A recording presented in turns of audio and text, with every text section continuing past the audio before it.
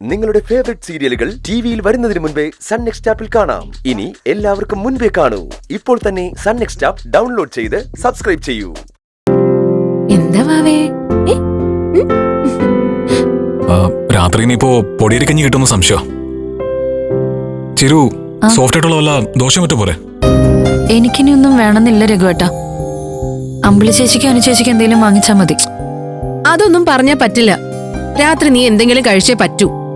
Caesarean കഴിഞ്ഞതാ, ഒരുപാട് മരുന്നൊക്കെ കഴിക്കാനുള്ളതല്ലേ. അപ്പൊ ആഹാരം കഴിക്കാതിരുന്ന എങ്ങനെയാ?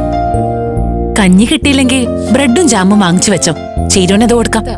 ഞങ്ങൾക്ക് പിന്നെ എന്തായാലും കുഴപ്പമില്ല. ശരി എന്നാ, ഞാൻ പോയിട്ട് വരാം.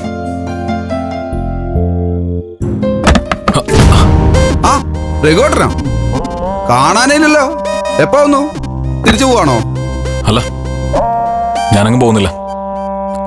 ഫുഡ് വാങ്ങിച്ചിട്ട് പെട്ടെന്ന് ഇങ്ങോട്ട് വരും. ഫുഡ് ഞാൻ കൊണ്ടുവന്നിട്ടുണ്ട് രഘുവേട്ടാ. ചീരുവിന് ഹോട്ടൽ ഫുഡ് പറ്റില്ല എന്ന് പറഞ്ഞപ്പോ അമ്മ ഉണ്ടാക്കി തന്നു വിട്ടതാ.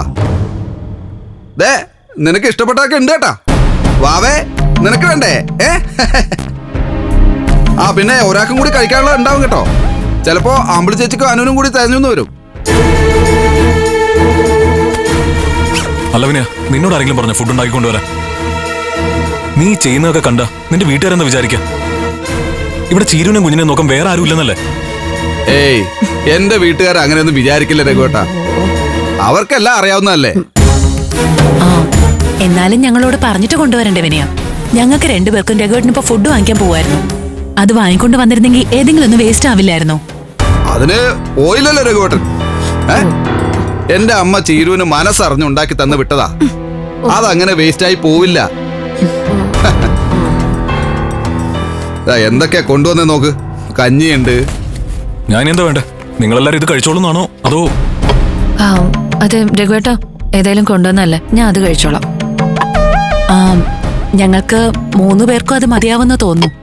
രഘുവേട്ടൻ പോയി കഴിച്ചിട്ട് വാ. ചിലപ്പോ തികഞ്ഞില്ലെങ്കിലോ? നിങ്ങൾ രണ്ടുപേരും ഇത് കഴിക്കേ. രഘുവേട്ടൻ കഴിച്ചിട്ട് വരുമ്പോ എനിക്ക് എന്തെങ്കിലും വാങ്ങിച്ചോണ്ട് വന്നാ മതി. ശരി. വിനയ, ഞാൻ എന്നോട് നിൽക്കാൻ തീരുമാനിച്ചിരിക്കാം. നീ എന്നാ വീട്ടിലേക്ക് പോക്കോ. അയ്യോ, ഞാനിന്ന് തിരിച്ചു പോയില്ല എന്ന് പറഞ്ഞിട്ടാ വീട്ടിൽ നിന്ന് ഇറങ്ങിയത്. ദാ, രാവിലെ ഇടാനുള്ള ഷർട്ടും ദാ കുളിക്കാനുള്ള തോർത്തും കാര്യങ്ങളൊക്കെ കൊണ്ടാ ഞാൻ വന്നത്. രഘുവേട്ട പോകുന്നില്ലെങ്കിൽ പോണ്ട, നമുക്ക് ഒരുമിച്ച് വരാന്തലിരിക്കാം, കഥകളൊക്കെ പറഞ്ഞിട്ട്.